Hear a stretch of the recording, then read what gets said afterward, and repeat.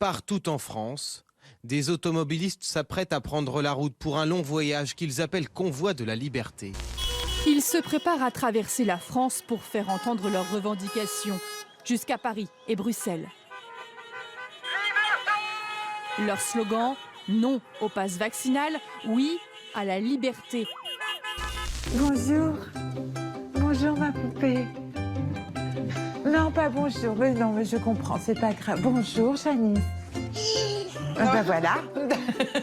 Ça fait. Alors, qu'est-ce qui va se passer concrètement pour les gens qui nous regardent il va se passer quoi samedi? Alors, vous allez faire quoi? Samedi, le but, c'est de pouvoir se faire donc, entendre. vous allez être avec des camions, donc vous êtes combien au mouvement? Ça va représenter combien de personnes? Oh là, sincèrement, je ne peux pas vous dire. C'est inchiffrable. Ce matin, il y a eu les premiers départs de Nice. Et d'une certaine manière, le corps électoral... Et je vais vous dire pourquoi je suis obligé de vous couper. Parce qu'il y a un des premiers convois dits de la liberté qui est en train de partir. C'est pour ça que vous me coupez? Bah oui. Moi, je suis totalement pour ce mouvement.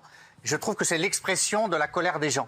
Benjamin, vous n'êtes pas du tout d'accord? Non, écoutez, franchement, il y a eu, ça fait 3 ou 4 ans, il y a eu plein de mouvements. Les Gilets jaunes, c'était spontané. Là, c'est un copier-coller du Canada et ça n'a rien à voir. Effectivement, c'est deux situations totalement différentes. Et ça va encore, quoi que vous en disiez, bloquer, empêcher les gens de bosser, empêcher les restaurants d'avoir des clients, les magasins d'avoir des clients. Aujourd'hui, on n'est plus des Gilets jaunes, mais le combat est toujours le même. Toujours l'essence trop chère, les combustibles, l'EDF, enfin l'ensemble des choses. Et voilà ce que pourrait être une émission de télévision en 2050, un plateau éclairé par des bougies.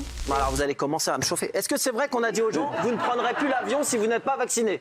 Oui. Est-ce que c'est vrai qu'on a dit aux gens, vous n'irez pas au club de vacances? Comme dans le monde entier.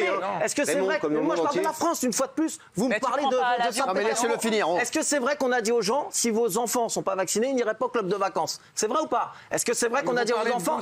Attendez, est-ce que c'est vrai qu'on a dit aux gens, si vos enfants ne sont pas vaccinés, ils n'iront pas au judo, au football et à la piscine? Non, est-ce que c'est vrai ou pas? c'est faux. Ah non, c'est pas faux. Je l'ai voté cette loi. C'est pas faux. Mon fils, il voulait aller au fast-food, on lui a dit tu ne peux pas aller au fast-food. Je suis colère là, vous m'avez colère là.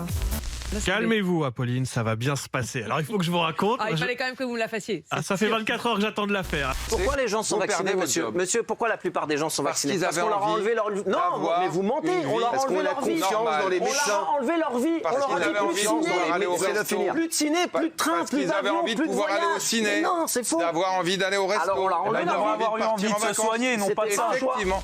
On est rentré dans une société de contrôle à la chinoise, sous le prétexte de l'épidémie. On a eu beaucoup de discours à la télé sur le fait que les gens qui ne se vaccinaient pas étaient dangereux, prenaient des risques, mettaient en danger les autres, étaient des parasites pour la société et que c'est pas acceptable.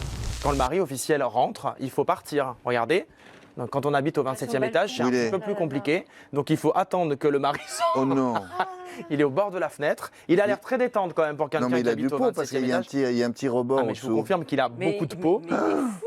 Et il faut surtout pas fermer la fenêtre. Là, le mari jaloux, s'il arrive, il le pousse. Non. Mais écoutez, il a l'air très détente. Hein. Regardez, il est accroché tout normalement. Il a pas l'air d'avoir peur. Ce qui aurait été marrant, c'est que le voisin d'en bas, là, lui tire son slip.